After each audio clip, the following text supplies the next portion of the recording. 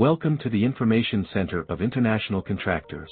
If you enjoy what you are provided, please support us by liking and subscribing. Tender announcement, Poipet Solid Waste Management System.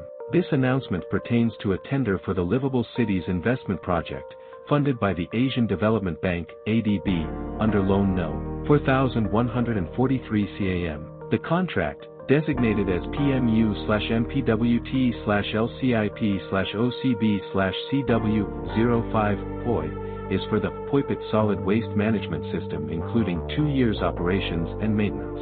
The deadline for submitting bids is March 14, 2025, at 10 a.m.